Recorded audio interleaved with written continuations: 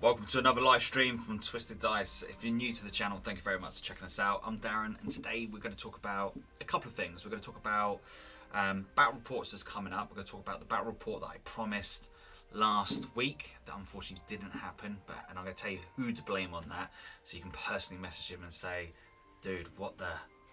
I'm only joking, by the way. We're also going to talk about the big elephant in the room at the moment, and that is cheating in 40k. If you've been living under a rock of late, unfortunately, I'm not going to name the person, but unfortunately someone has been caught cheating live on stream in one of the big events. So, as I said, not going to mention the name. I think everyone knows who it is. But look, it's not the first time we've seen it. So we're going to say no more about that at the moment, but we'll come on to that in a sec. Will, thank you very much for coming to join us, sir. That's very, very appreciated. So, last week I promised a battle report, an epic battle report between Tau versus Orcs. Now, unfortunately, that didn't quite happen, and the reason why that didn't happen was because someone's fat thumb turned the camera off halfway through my round of shooting from the looters, and it's kind of like, oh man. Really good game. Actually, I'm gonna put the glasses back on. I was trying to look cool, but it ain't working. So well, thank you very much for joining us. So the battle report was going so blooming well. The Orcs absolutely smashed John's Tau list. The Tau list that John took was similar to what he took from the Scottish Takeover that Will written a couple of weeks ago, and it was an absolutely crazy list that he took, and he come first at the Scottish Takeover. Now, he did tweak it a little bit. I'm trying to think what he took. He took 3 of the Flyers, he took 1 Riptide, and lots of the Hammerhead, so just absolutely devastating. But with that game, I took my looters, so the battle report you're going to see this Friday, which is coming up, it's going to be an epic one, where I'm facing off against the Preacher's Mantic Warriors. Now, the Mantic Warriors, or am I saying it right? Mantis Warriors. Damn, get myself right. So the Mantis Warriors is a sister chapter of the White Scars, and if anyone knows the White Scars move across the tabletop very, very quickly. And man, they can put out some damage in close combat. That is what they're all about, is close combat and getting up the table very fast. So a little sneak peek on what I'm going to be showing you on Friday. But that's a really, really cool game. A close game all the way through that. So it's definitely worth checking out right to the end of that. We've got a new little format on that. So I need a little bit of help and support on this, because when that battle report goes up on Friday, I want some feedback on how that battle report comes across. Whether you like the new layout, whether you like the new... various different bits I've changed on it, but again, you're not going to know that really until Friday. And of course, patrons hopefully going to see it tomorrow night, if not tonight. But it was fun recording that one. So with that one, I took the list that I've taken against Ace's Tau is the ones that I played against the Mantis Warriors on Friday. So the battle report you can see Friday is the list I've used, and it was a friggin' awesome game. So all the way through, it was the 2 type of list that if John had gone first, Tau would have absolutely annihilated the Orcs. There's no shadow of a doubt about it. He would have absolutely smashed me. But turn 1 going in for the Orcs was strong. Looters were on form. Looters took out one of his Flyers. Then my smash guns, they come to life, and they were absolutely on fire. They took out another Flyer, and then the other smashers just took out the other Flyer, and then we started doing some damage upon his hammerheads. So it was absolutely a friggin' devastating blow for the Tau on that game, and considering Ace does really, really well with that list, so very, very interesting to make. So we've got let's have a look in the chat. So John's joined in. So John will talk about his list. So he's saying he's toned that list down, but believe me, it's still a very, very, very powerful but very, very good list. So it's quite chuffed that managed to fight off against the Tau and stick it out to the end of that one. So I'm gutted that we didn't get to show that one, because it was a really, really cool one. Plus it was a chance to really show off some of the stratagems that or some of the tactic videos I put together for the looters, and it would have been a great opportunity to show those tactics off. So unfortunately we didn't get to see my tactics in play on that one. But look, we'll get Ace back into this one, and we'll try and get that list again. We'll try and pit those two back off. Now, I've got a bad feeling that when we do that, Ace is going to win the roll off, and Ace is going to go first, and it's going to be a completely different ball game. But look, it was fun. We had an absolutely awesome day. It was good to get back into the studio. It was good to record some games and good to flow some dice. So it was strong. It was really, really good. And of course, we had Michael's Necrons versus the Orcs. Unfortunately, with that one, I probably touched on this last week, but we recorded that one in 4K just to up the quality of the actual camera work on the for the battle reports. But unfortunately, my Mac just couldn't handle it. So there is no 4K coming out from us just yet until something absolutely changes. But to be fair, as Ace says, most people are only watching 1080, so it doesn't really matter. So then this week's battle report, as I said, is the Mantis Warriors, and that is a really good game. And it actually made me think about the White Scars, and I forgot actually how fast the White Scars move across the table. And and the devastation they put in combat is just absolutely bonkers. And of course, we get to see the Smash Chaplain. I didn't even think this was a thing. I didn't even realise how good the damn Smash Captain was, but the Chaplain version, until you actually play it, and it's absolutely scary on actually how good that Smash Chaplain is, and it's absolutely bonkers. But again, worth checking that one out because it's a fun battle report in between it. And then the following week after that, we've got another battle report between. Had Franco in the studio, and we played against the Death Guard. So Franco's brought his Death Guard list along, which is Death Guard stroke demons, and then I took my Imperial Knights stroke a little bit of salt of Imperial Guards just to help buff out those spare points I had left over. And again, that was quite a fun, quick battle report, but it was a fun battle report. And the reason why I say quick is the fact that I don't have a lot of troops on the board, so for me it meant that it was a quite quick army to move across the battlefield. So again, it's quite fun. It was really good. Again, it's good to catch up with Franco, and it's good to just again fling some more dice and see how it goes. So hopefully you're going to enjoy that. You're really going to enjoy that one. And of course, the other part of the studio, I've now finished off the side that you don't see on camera, so that bit doesn't matter to you. But for me, when I'm doing my battle report, when I'm actually painting or anything like that, I've got a really cool layout. I don't know if I can actually show you it. I've got no way of actually showing it, but I'll put some pictures up on the group. But I'm really happy in the way all the paints behind are just all nicely set. So it is absolutely friggin' awesome. Let's have a look what we've got going in chat. So thank you very much, by the way, everyone that's joined us on this live stream. You guys and girls are absolutely friggin' awesome. If you could do me a massive great favour, hit that like. If you haven't already subscribed, make sure you hit subscribing, because there's so many cool things that's coming out from us at Twisted Dice. And then Will's put, let's see what we've got going in comments. So Will's referring back to John's list. Well, if he had tweaked that is already perfection, it was only going to go one way. So the fighting talk's already starting between Ace, and Ace is saying he's dumbed it down. Ooh, Will, that is a blow and a half, right? Needing dumbing down so I could keep up. Wow, thanks for that. It was a very strong list. So John and Ace are just battering back and forth on the thing, and I'm surprised we don't actually see that popping up in the conversation. Let me just see if I can make that. So anyway, there's conversation going on between the things, so hopefully you're watching this back live on Twisted Dice YouTube channel, because you'll be able to see all the comments that's going on between them as they pit it off on who had the better list between him and Ace. Welcome Dave, thank you very much for joining us. And then Will's put, last thing he's put on there is, I'm enjoying 9 broadsides and 3 units of Tetras. The strength in Tau at the moment is maxing min 2-man addition to drone units. No cap, no cost increase. The broadsides are strong. They're very good. And the fact that they've got so many shots, no line of sight, is absolutely strong. And the fact that you can add those extra minus APs to them, it makes them very strong and very tasty.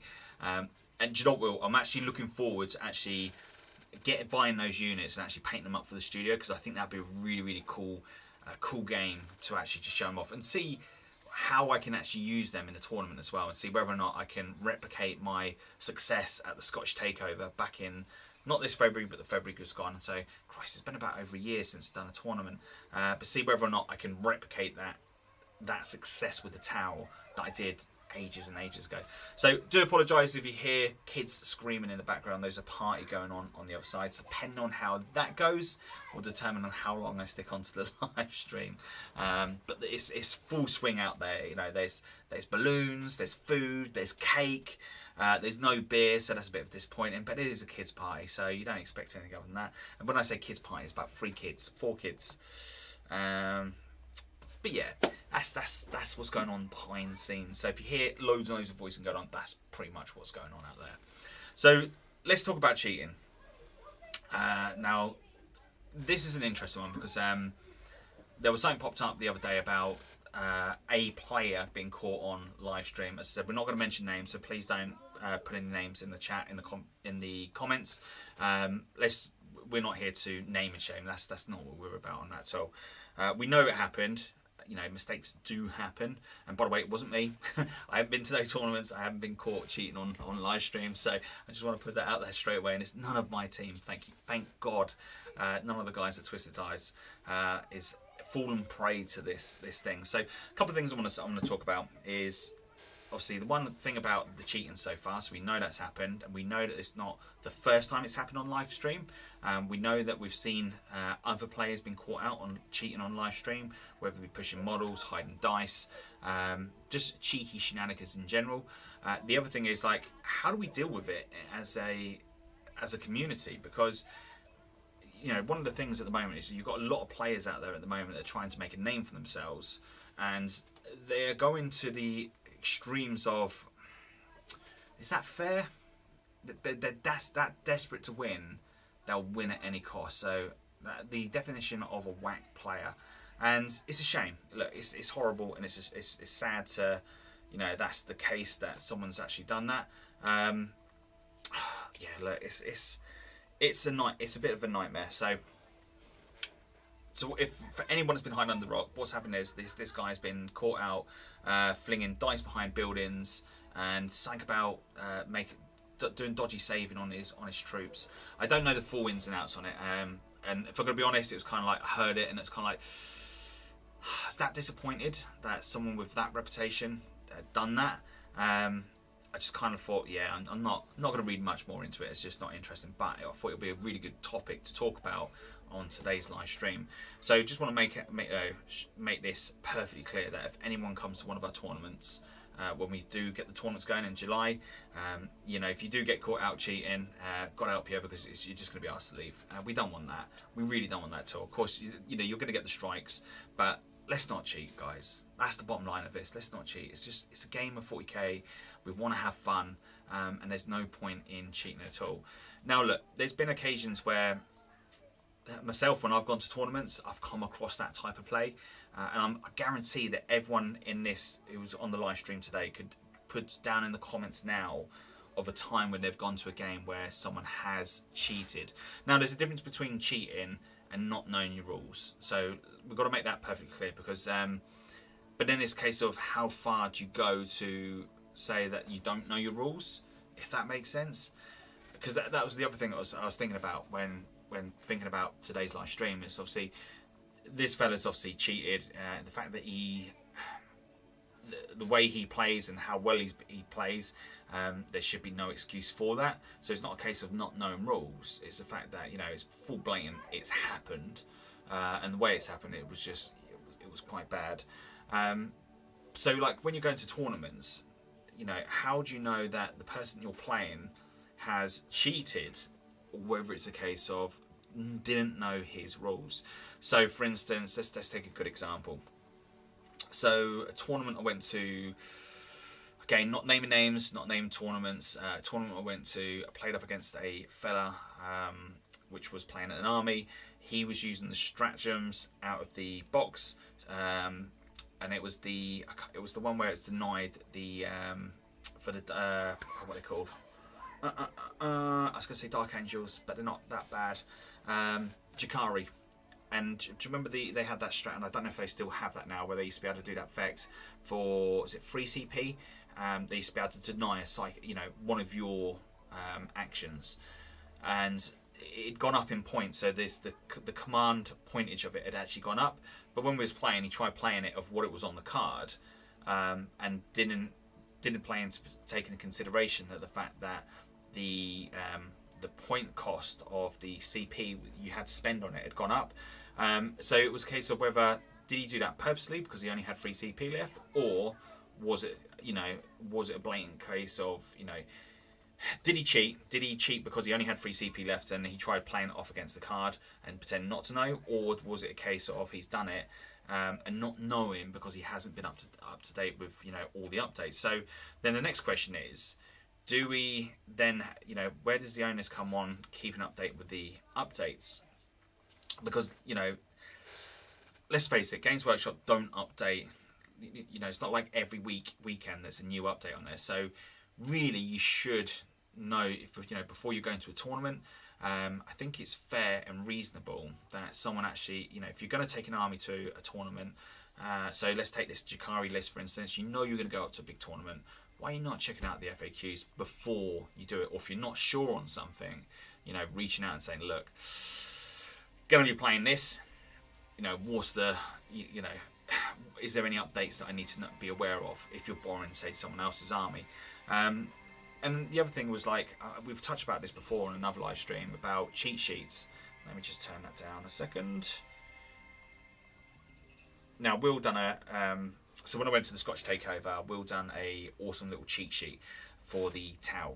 And all that is with the Tau is the fact that before I turned up to that tournament, we would put down all the unit names, so all the units that I was taking in that list, and all the command points that could be used in that list. So any commands, cards that or stratagems that I can use for specific units were already laid out next to them. So I knew, right, okay, so that unit can only use that stratagem, and it had the stats of the thing, and it just made it so much easier. So when you're going up to tournaments, it was just a case of instead of trying to spending 5-10 minutes looking through the codex to find out what something does, you could just clearly just look upon over this laminated bit of card and just go, yeah, boom, that's where it is. And it made it so much easier. So one thing for a tournament play, I suppose, would be a really good idea that I think everyone in general should get in the habit of is having maybe something like that. Now I know Battlescribe does. When you join up to Battlescribe and you print an army off on that, you can print off your whole army, so it's on A4 sheets.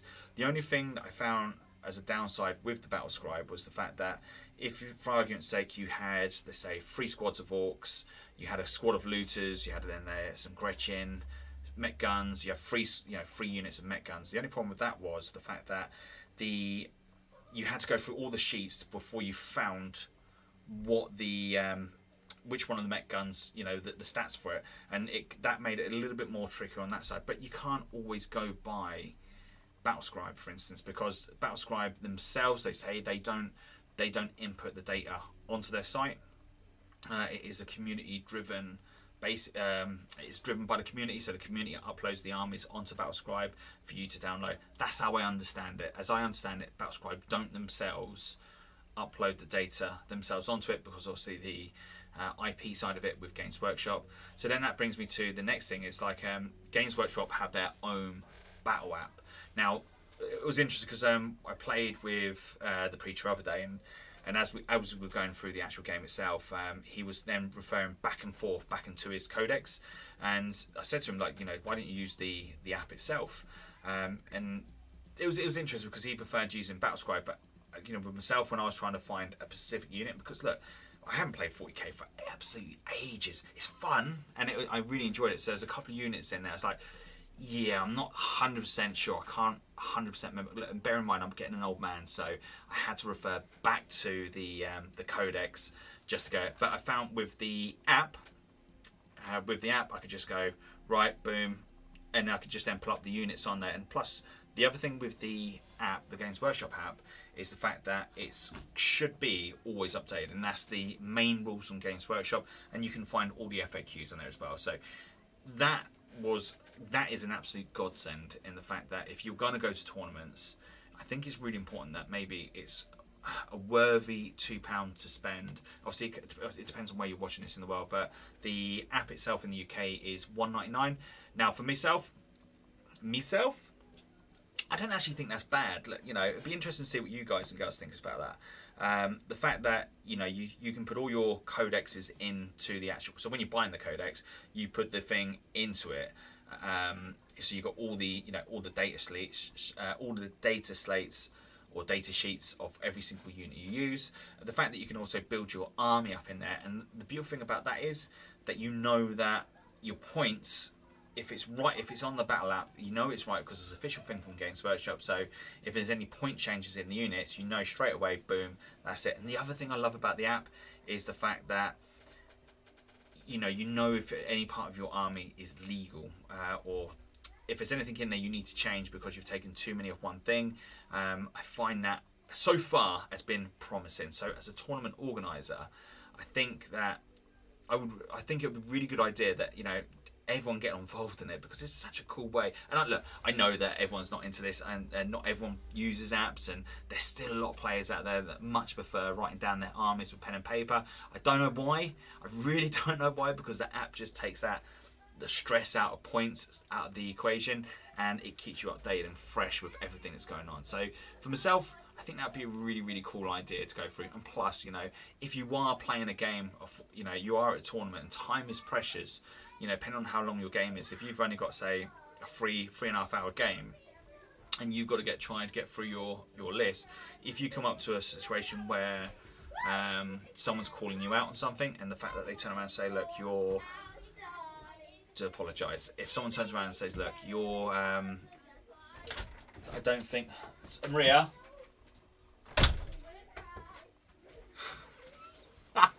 you knew it was going to happen. We knew it was going to happen. So what I'm trying to say is, if you come up to a point of you're playing someone and they turn around and say, look, I don't believe that the fact that your las cannon is strength 9 -3 or -6, can you show me the stats on it? Yeah, no worries. And with the app, you can just go onto it, click onto it, and it just brings up that stat line, and it just makes it so much easier just to confirm what you're doing. And I like that. I really do like that. And it means, I still think that you should take the codex with you. Sometimes the codex, it can be a bit quicker to go through, but there's going to be occasions where you're just not going to have that ability. And the codex is, you know, that app is there, and it makes a lot of use. So before we go any further, I just want to see if there's any comments on anything I've said so far.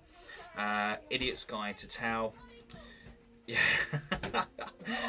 Yeah, look, let's not lie. It was an Idiot's Guide to Tau, but it worked really, really well, and it helped me, you know, progress very, very well in that tournament. So I'm very, very thankful in that. Ben, so we're starting to come out of the lockdown now. It's more the fact that we can meet people in the garden. But yeah, the clubs and tournaments are not just open just yet. The clubs will start, or the pubs start opening up in May, and then come July, that's when we're going to start getting back into the tournament scene. I think it's actually end of June that we actually start going back to normality, thank God. Been missing it so much. Val's put, I missed an army builder from Nightwolf Studios. I didn't even actually use that. I didn't actually even see it, so that would have been, I'd have to have a little look at that. Yeah. So that's one thing. So then it started thinking about like going back to what we've seen with what's happened of recent with the last person that's made that mistake, is maybe incorporating a dice tray in there, because like one of the things that was said about it was dice being flung up against the building. So look, not everyone likes dice trays, and not everyone have a dice tray, but I think it's, if you know, there's been games that I played. And I've come across players where they'll do that. They'll fling dice down really, really quickly, and then they'll pick dice up so quickly that you can't see it. And that to me is like bad sportsmanship. Yeah, look, I know you've got to get through the game quickly. I understand that. But to pick the dice up really, really quickly, it makes it very, very difficult. So, and then that made me start thinking, well, look, see, when I play 40k, and if I play my opponent, especially at tournaments, what I do is I don't pick up my hits, I pick up my misses, and just leaving the hits, you know, visible on the table so my opponent can see how many dice have actually physically hit. I'm not really worried about the ones that are missed, because let's face it, the ones that are missed, they're not interested in them. They just want to know what's actually hit their models and then what's about to wound them. So when I'm actually picking up the dice for that, I'm always taking away the misses, and I'm always taking away the stuff that's failed to wound. So just clearly seeing, so you can clearly see what has actually caused the damage and what's actually hit. So going back to what we've seen upon that live stream, and I'm pretty sure there was another live stream where something similar happened, where the dice are being flung up against the building and hiding that from the opponent, and we know that happens in the community. So that'd be another thing. It's like, how do we deal with players that do this type of thing, that type of poor behaviour where they'll fling their dice into positions that you can't clearly see, and then before you've had a chance to look, they've already picked the dice up, and then they're claiming that, oh yeah, out of 32 dice I've hit 30 times. It's like and I think, I think the dice tray is the way forward, is key, because the dice tray you can just have up on the battlefield. It's clearly seen, so both players can see the dice tray. Hopefully it'll be halfway through the middle, up onto the side, so as you're flinging the dice down, A, dice are not going everywhere, and B, dice are clearly seen before anything's picked up. And I think that's only fair, really. But again, drop some comments down below. It'll be interesting to see what you think upon it. What else have we got on there? So Sean Catwell, cheating. Yes, we're not accusing you, by the way, Sean, of cheating. You would never cheat. I know you wouldn't cheat. The judge should always have the app. Yeah, I totally agree with you on that. It's, I suppose, with the current meta at the moment, is you've got to make sure that every event, if you're going to be event organisers, trying to keep update with all the codexes. Now, there's one or two codexes myself I don't have at the moment, and that's just been purely funds. All our funds at the moment, or should I say, all my wages that I've earned over the last couple of months through lockdown. It's a little bit's gone to 40k, but most of it has been going into the actual studio itself and trying to get this look as best as I possibly can. As I said, loads and loads of times, try to give the best quality of content we can possibly offer. But yeah, you're right. All the event organisers should have the current codexes at the time. It makes it easier, the fact that if anything goes wrong, we ourselves can then look upon the app, go, yep, boom, he's right, he's wrong, or he's wrong, he's right, or she's right and he's wrong. So yeah, I totally agree with yourself on that one. And then what else have we got on there? Off topic, tournaments, are you going online only? Do you think this means we're getting reboxed soon? Termagants, do you know what? It could be a possibility on that, because let's face it, Termagants haven't had an update for, God, when did I get my 10 years? Is it 10 years since they've had an update? It's been crazy, but it's been an absolutely long time since we've seen Termagants. But I think Ace would know exactly when the last Termagants box set was put into place.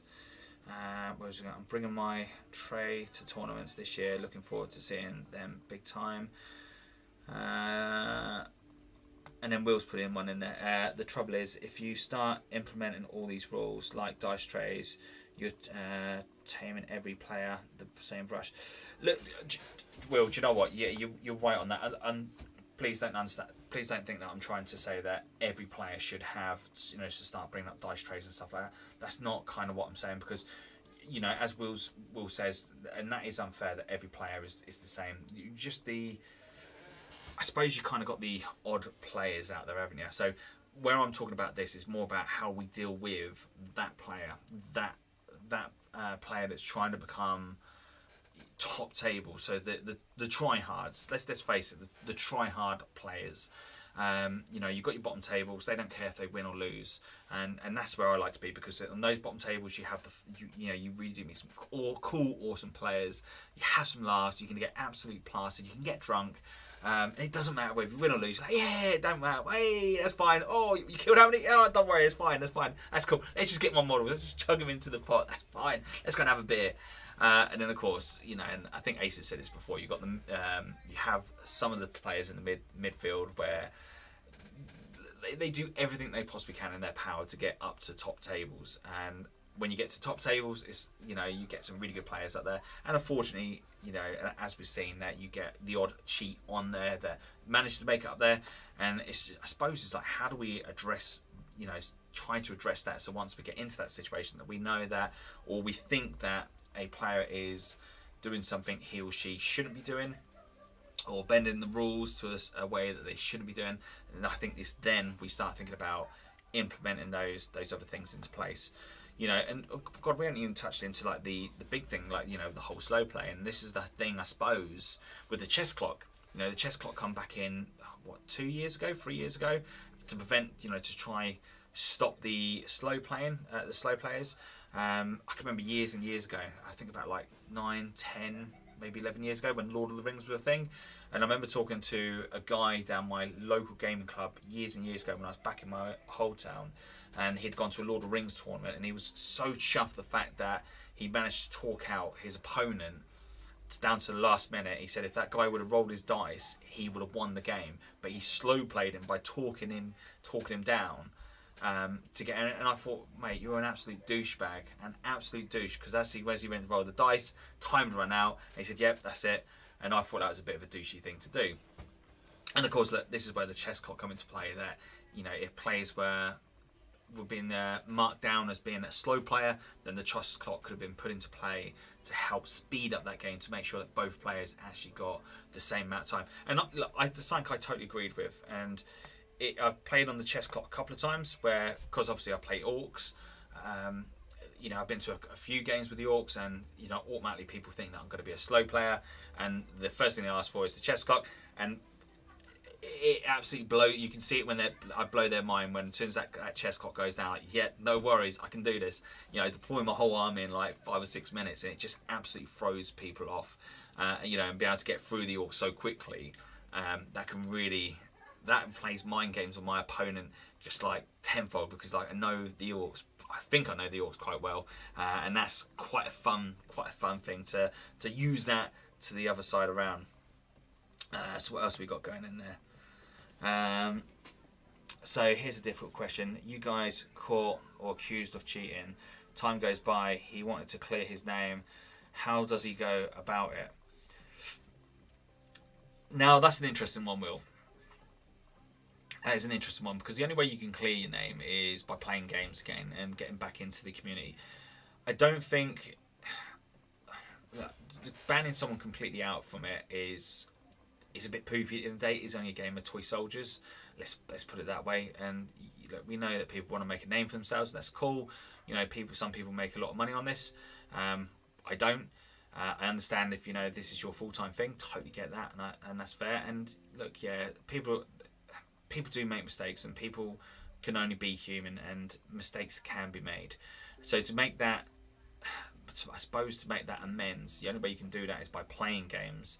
And look, be expected to be, you know, if you are that person that's cheated, been caught out for cheating or known for cheating, you know, when you do, you know, if you do get a soft ban and you're banned for a couple of months, you know, take it on the chin. You can either do one or two things about this. You can either go away, sulk, blame everyone, kick off, and do everything under the sun to, you know, to get that out of your system. That's fine. But then you kind of got to think like, okay, look, take it on the chin. You know, this is the way you should do it. Take it on the chin. Look, okay, fair enough. Hands up. You know, you've been caught out. Accept it. You know, and when you can start going back into gameplay again, just understand that, you know, a mistake has been made, and just be prepared that, you know, when you do have your games again, that people are going to watch you more. And it's just something that you've got to understand, that it's one of those things. You've made a mistake. You've got to pay the price for it. So if you have got a game where a judge has followed you around the whole tournament, it's not to be, you know, I suppose you've just got to prove to the community that, you know, you're worthy of playing 40k again, and you know, you've understand your mistake and you're not going to do it again. So for the next couple of games or the next couple of tournaments, that, you know, someone will be calling a chess clock on you, or for slow play, or people will be asking you to use a dice tray or showing exactly what things are. You can't say that's, you know, unfair. And time is a healer, and that's the biggest thing. You know, time is a healer. And, you know, this guy has made a mistake, or people have made mistakes, whether it be genuine or, you know, a mistake as such. But, you know, heat of the moment, the thought of losing has been too much for that person to handle. You know, to get that redemption, I suppose, you know, yeah, people can make mistakes and people can be redeemed. But as I said, you've just got to expect that for those tournaments you go to, especially for the next 3 or 4, you know, people are going to be watching you, and they're going to be waiting for you to make that mistake again. They're going to be waiting to call you out. Or if they have a bad game, you've got to be prepared that if you are that person that's cheated, you've been caught cheating, and you've come back into the hobby, and you're going to do things properly in the right way, and you're trying to make amends and playing the game properly again, you know. And if someone does turn around and say, look, you know, this guy's cheated me again, he's back to his old tricks, you just got to be prepared for, you know, to take that type of criticism, that type of comments, unfortunately, because there's nothing you can do about it. It's going to happen, but as long as you can prove that, you know, you've done everything correctly, then I can't see that being a problem. I really can't see that being a problem at all, my friend. Sportsmanship award, I like that. I like that indeed, Sean. And it's something that Games Workshop have done in the past. Now, the only thing I think with the Sportsmanship award is I've gone to, like with Games Workshop, it's always their mates that have played mates, and they give their favourite game player vote to their mates. And when you start putting that into the tournament side, and you start awarding players for being their favourite game vote, I think that's absolutely garbage. And the reason why I say that for is I think the Sportsmanship Award has got to be something completely separate. It doesn't impact or affect the games that you're playing. And the reason I say that for is because everyone comes to tournaments and you want to go into tournaments to win. That's full stop. That's the thing that with tournaments, you want to come to win. That's really important. So if you turn up to a tournament and you bring a list that is hard hitting, dirty as anything, and let's face it, you're not going to turn up to a tournament with a soft, fluffy Ultramarines army with a dreadnought, 2 tactical squads, a squad of bikes, a chaplain. You know, you're not going to do that. You're not going to go down the whole fluffy side to win the tournament. You want to go there with the most powerfulest, dirtiest units that are available for your army at that time. And because of that, you're going to rattle up, you're really going to wind up some players you're going to come across, because you're going to beat them and they're going to hate it. They're going to think, life's unfair, and you're just taking whack stuff to win. Yeah, you're there to win, so you are going to take the stuff that works. Why would you not? That's the whole idea of a tournament. You take stuff to a tournament to win. So if your person to mark you down bad for that, it's a bit unfair, I think. So putting the Sportsmanship Award to go to your final score, for me, is a no-no, because, as I said, people can score you down for that because they're upset because the list that you took is better than theirs. And that's it. So having the awards separate, I totally agree with, but for that to incorporate into your score, I disagree with. Maybe what you can put in there, though, is a tick box that, and I know this happens, a lot of people do it, is did you have a good game or not? And if you push no, well, not that you push no, but if you submitted a no answer in there, then it's something that could be monitored by the TOs at the time. Event organisers can go back and go, right, okay, so this person's had 2 no's onto the thing. Let's find out what's going on, why they've been knocked down for people not enjoying that game. I suppose that's one way of looking at it. But to have that infect the game, I totally don't think that's relevant on that, and I don't think it's fair on that side. You want to see speed play Warhammer 300 models, crew army, twisted dice tournament. I finished every game in time, running around tables, so it was not to waste time. Well, that was an absolute friggin' mental, cheesy, dirty list. I know you said it was a fun, fluffy one, but you've done very well on that, my friend, and that was a really good grid list. Layers put off topic. I've just got a tickets for next free event, signed up and asked which army I was playing. Can I yes, you can, by the way. You can change with the tournaments, it's more for a rough indication for ourselves on to see what armies people are taking. We're not expecting you, by the way, if you've signed up for Chaos, by the time you submit your list, if you change your army over because you want to go orcs, that's absolutely fine. That's no problem at all. All we ask that once you submit that list before the submission, that you keep that list for the tournament. But other than that, yeah, it's absolutely fine. It's no problem at all. And then change it pre-tournament. I don't cheat. You won't be classed as cheating. That'd be absolutely fine. By the way, what you put down there as your army, that's not no one else sees that apart from myself, so please don't worry about it.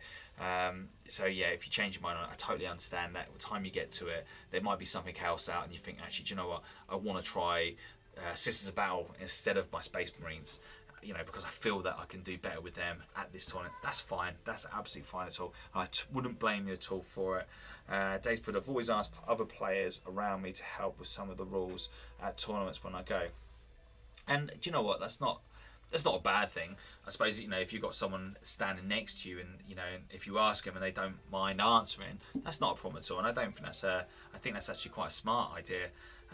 You know, if you can't, nothing worse than going to an event and can't find a TO, and that can be a struggle. And if you know, if there's a guy standing next to you, you know, and you can see he's playing a similar army to yourself, and she's saying, "Oh, by the way, what does such and such do?" And if he's got time and it's not impacting on their game, yeah, it's a good shout. I like it. Winning is everyone's objective. Win at all cost is not. There are cheaters. 100%, Sean. 100%, and it's weeding out the cheaters. Look, for myself, if you're going to turn up to a tournament, you're going to cheat. What's the point in coming to the tournament?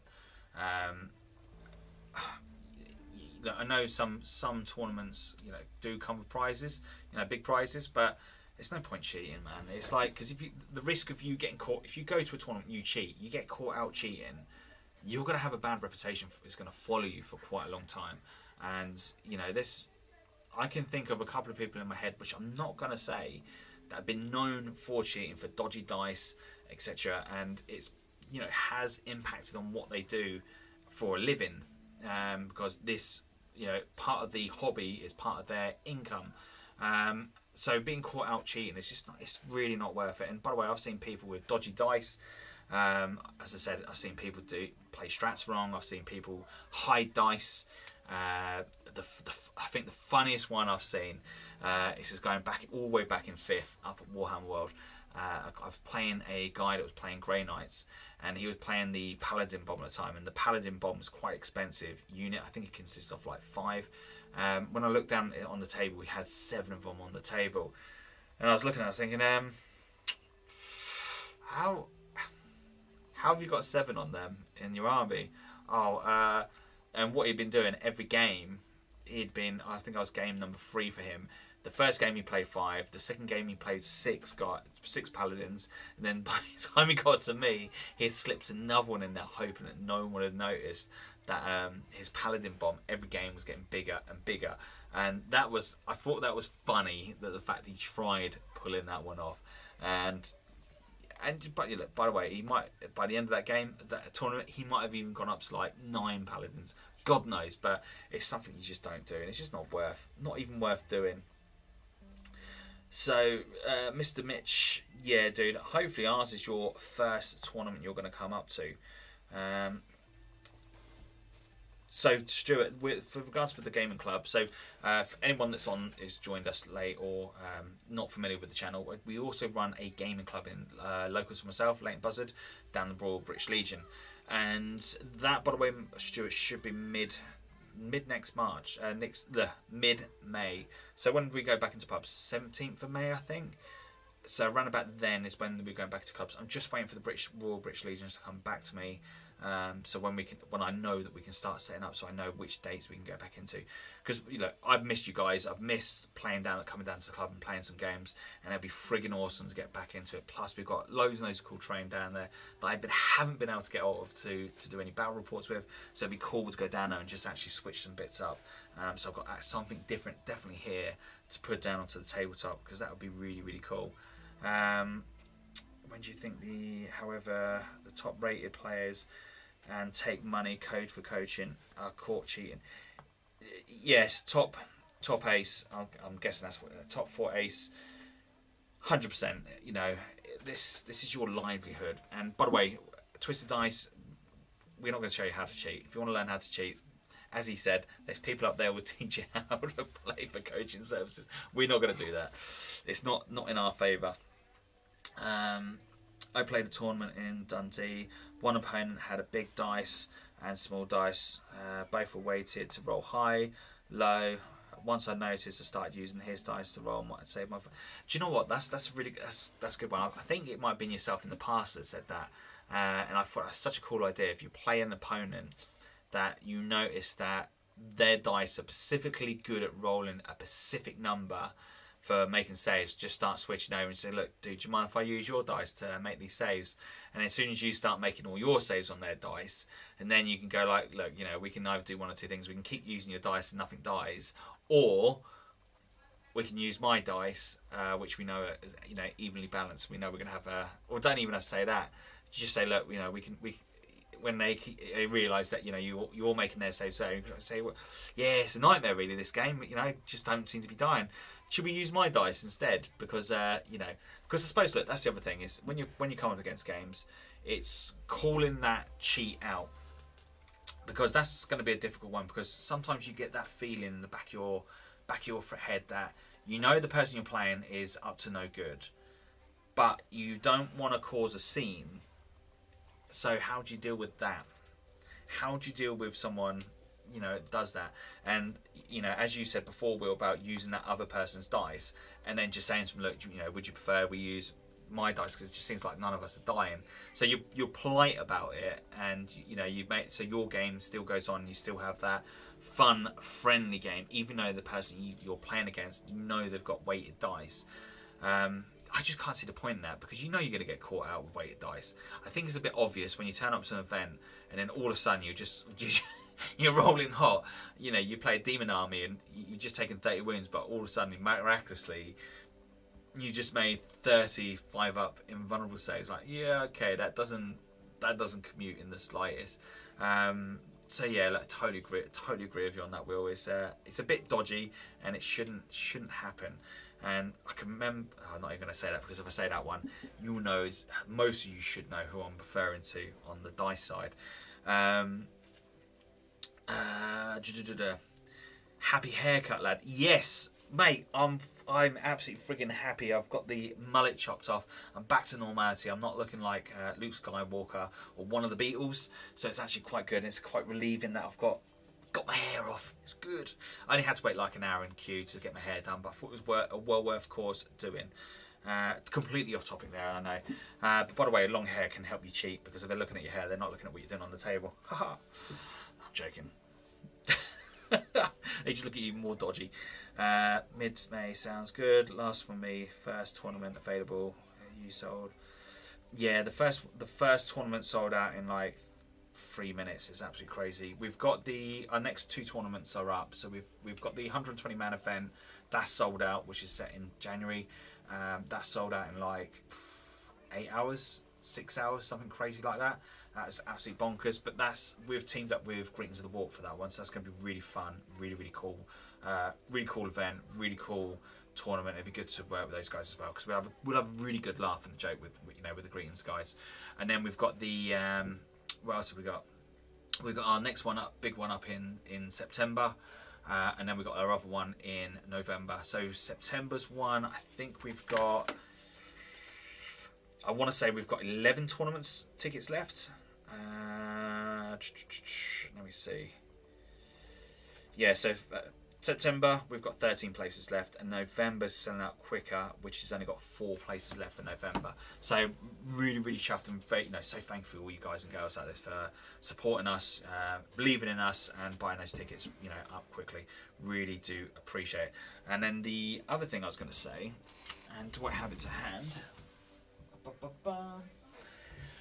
Oh, where did that go?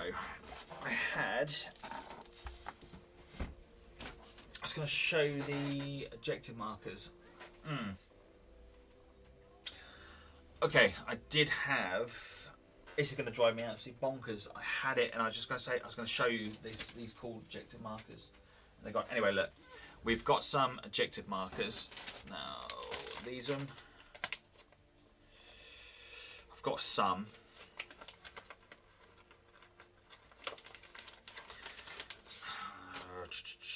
We've got some, basically on our website, we've got some big objective markers like this. It's not this specific one. It's a totally different design. So these are the one design, but the new objective markers we've got on there, if you're interested in objective markers, go check them out. But we've got them with a much nicer, thicker material. So the quality on them is really, really good. But you'll be able to see that on the barrel report that's coming out Friday. And you'll be able to see the ejected markers being played on because they're really, really cool. And our good buddy James has sorted us out with those. Managed to get those all printed out. So yeah, they've been really, really cool. So let's see. So anyone else had any bad experiences with tournaments or got any other ideas on how we address some of these cheats, some of the cheating buggers? I'm going to say something, but I've got to be careful in my language and how I speak and loudness because I see little prying ears outside the doors. And I don't want to upset or offend anyone because it's not me. I hope my opponent knows for helping my opponent out by suggesting how to beat me. It was more fun with a greater challenge. If I'd win, actually feels better. Do you know what, Sean? Yeah, I like that. I really do like that. That is what I call the Sportsmanship Award. Just on that, by saying to your opponent, like, you know, I suppose, like, you know, when you go to a game, and I've done it in the past where someone's gone down and they put something down, they've got to move something, and like next turn would have meant that I could have easily, you know, destroyed that unit, or they put their poorly placed their character, and I've said, look, was that a mistake, or did you mean to, you know, leave your character in the open like that? And then they'll be like, oh, no, I didn't actually. I meant to have done that. So yeah, look, I totally agree with you on that. And that, Sean, is what I class as, you know, good sportsmanship, and I like that. I like that indeed. And by the way, if you haven't already, we've got our Twisted Dice website up and running now as well. So as time goes on, we're working on it, making it better and better and better. So we've got some more things going up to it. So if you are interested in the Twisted Dice ejected markers, go check them out on our website, twisteddice.co.uk. If you like them, great. We've also got some new t-shirts coming as well. Our good old buddy Jojo, he's done some absolutely friggin' awesome ones. I'll give you a little sneak peek on them. So that is, I don't know if you can see it, that one's of Ace. So Ace's little favourite one. As you can see, it's done him quite proud with the old Tyrannid, and he's obviously got his colours in there as well. So Ace likes to go with the blue and the green. And then we've got my one. We've got the Orky one on there. Let's see if I got a better one of that. I was well happy with that. It's like, yeah. And then of course we got the, I don't know if you can see that. Now I said about putting hair on it, but Ace goes, orcs don't have hair. I was like, yeah, they do. They have top knots. But it looks really cool. I like that. We're both fat, and he's done us proud on that. So we're gonna get those as t-shirts because I think that would be really, really cool. And then the last one is where we basically just got the two designs just behind the Twisted Dice banner. And I just thought that was really, really cool. So Jojo done a really friggin' outstanding job on that. So yeah, so look, that is my rant over the cheats in the thing. So actually, see what we've got going in chats. Going hard into Deathwatch. There was a cheat when I first went to an event in 1999. That's going back some. I had one cheater at my tournament. I spoke to him afterwards. Didn't ban him. I told him to come to the next one and clear his name. Intend to block all of the snags me behind. Oh, okay, fair enough. Slagged me. Okay, I was trying not to say that and I did.